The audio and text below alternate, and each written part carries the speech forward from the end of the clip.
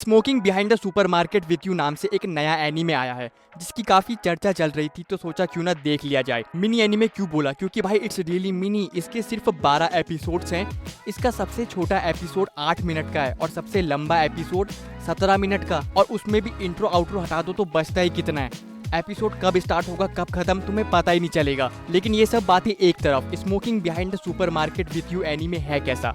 क्या ये सच में वर्थ द हाइप है? I mean, देखो, it's a slice of life anime जिसमें 2 कैरेक्टर्स के ऊपर फोकस होता है, तो एक सुपरमार्केट के पीछे बैठकर स्मोक करते हैं एंड अपनी जिंदगी एक दूसरे के साथ शेयर करते हैं। मैं तुम्हें पहले ही बता दूं, इट्स नॉट फॉर एवरीवन। जिनको स्लाइस ऑफ लाइफ पसंद आती है वही इसकी इम्पोर्टेंस को समझ सकता है कि ये एनीमे कितना ज्यादा बेहतरीन है। हाँ, ये बेहतरीन है। इसको देखकर एक अलग सा सुकून और थोड़ी एक्साइटमेंट रहती है। तो इस एनीमे की कहानी शॉर्ट में यूं है कि एक मेन कैरेक्टर है सासाकी, जो कि एक ट्रेडिंग कंपनी में काम करता है।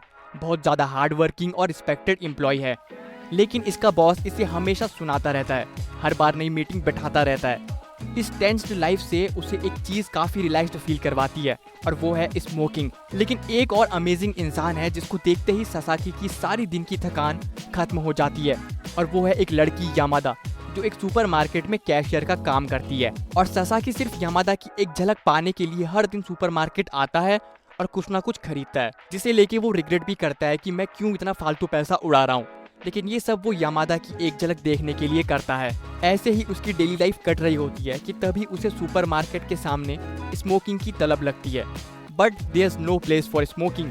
वो ढूंढता हुआ सुपरमार्केट के पीछे आ जाता है एंड वहीं उसकी मुलाकात होती है एक लड़की से जिसका नाम है तायामा।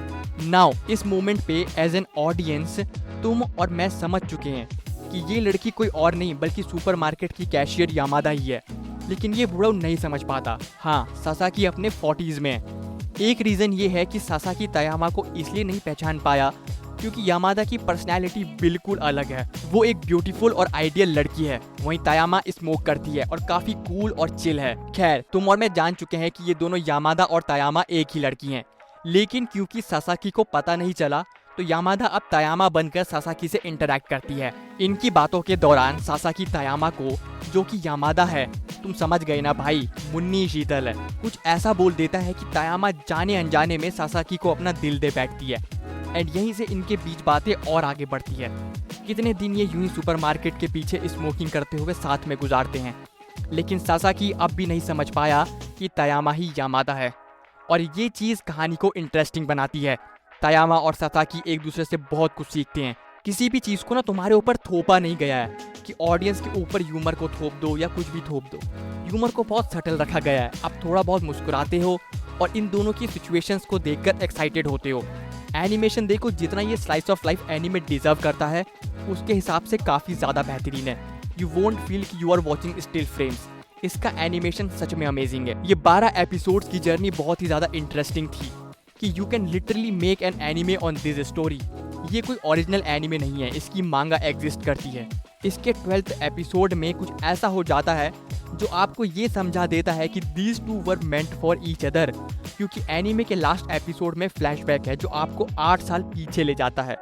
अब होता क्या है वो नहीं बताऊंगा, it will be a huge spoiler, क्योंकि ये कहानी को एक वेल तरीके से सम अप करता है।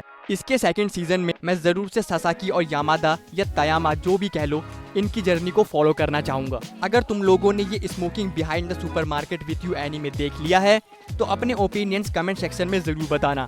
एंड अगर नहीं देखा और आप एक स्लाइस ऑफ लाइफ जॉनरा के फैन हो तो ये एक बेहतरीन एनीमे है टू बिंज वॉच।